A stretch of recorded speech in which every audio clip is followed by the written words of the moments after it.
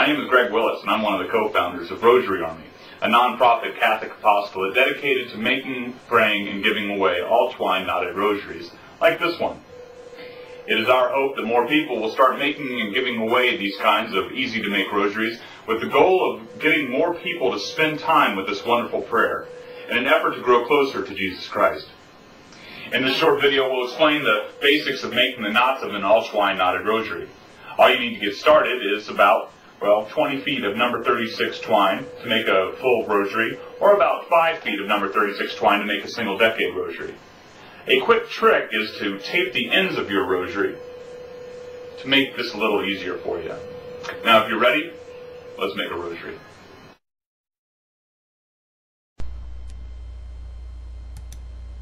And here's what your final product is going to look like. It's an all-twine knotted rosary with a metal crucifix on the end of it. The first knot is an Our Father knot, which we attach the crucifix directly to that. Then there's the 3 Hail Marys at the beginning, an Our Father, and then the centerpiece knot, which leads up to the main corpus of the rosary. Each decade obviously has 10 knots in it, and then an Our Father in between each decade. There are 5 decades total on a standard rosary. Okay, so let's get going here. The first thing you want to do is just take your twine and fold it right in half. And find the middle point of the twine. Next, you're going to take your index finger of your left hand and put it right on the middle of the twine and make an X. Wrap that twine around your finger lightly and make an X. Then you'll wrap it around 2 more times for 3 loops total around your index finger. Let's do that again. You wrap it around your finger and make an X. Not like this, and you don't want to wrap it towards the end of your fingertip. You wrap it around your finger, make an X, wrap it around 2 more times.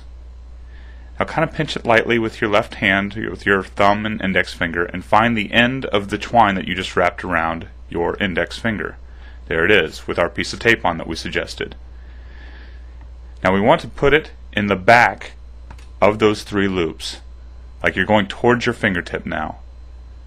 Put it through all 3 loops, and then pull the entire length of twine through all 3 loops.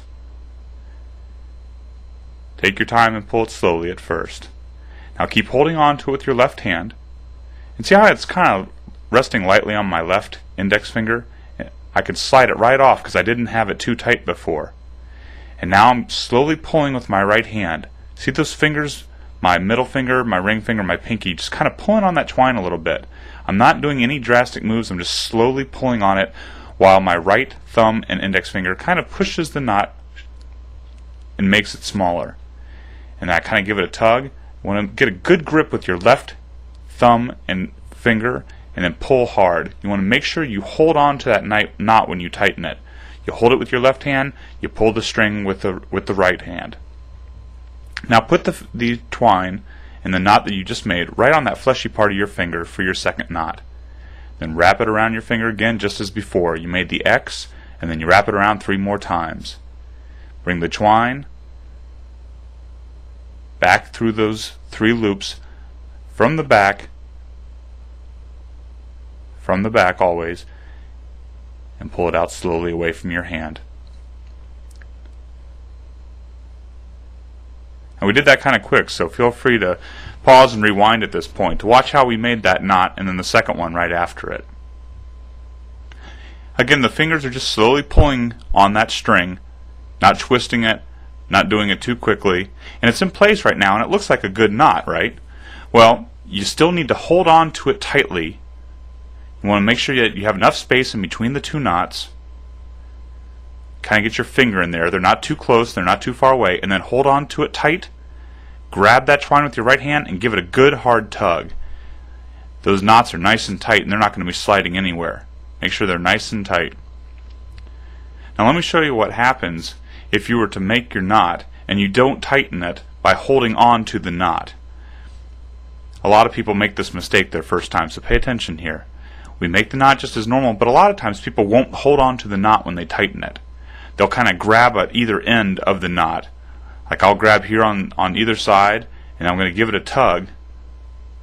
And you just see how that knot, those two knots split apart from each other, and there's that wide space. Sometimes you can have an even wider space than that. So you want to make sure you hold on to it. We'll do it again.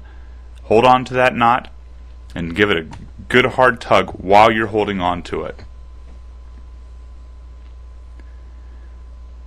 And we're just going to watch for a minute here as we make the next few knots in this decade.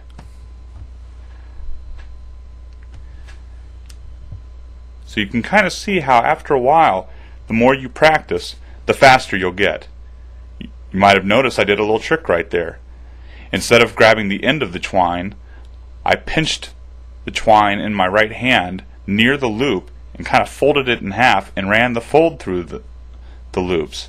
I don't want to confuse you too early, but that's a trick that maybe as you have more experience, you can do it later on. Watch, I'll do it again. I pinched it and ran that loop through, and then the end of the twine came through last. But for now, just make the loops while you make that X. You wrap it 3 times around your fingers, you take the end of the twine, and you run it through.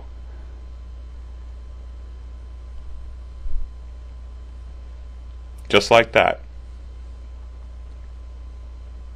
And then always making sure that the knots are staying in place where I want them, because I grab onto the knot and then I tighten it.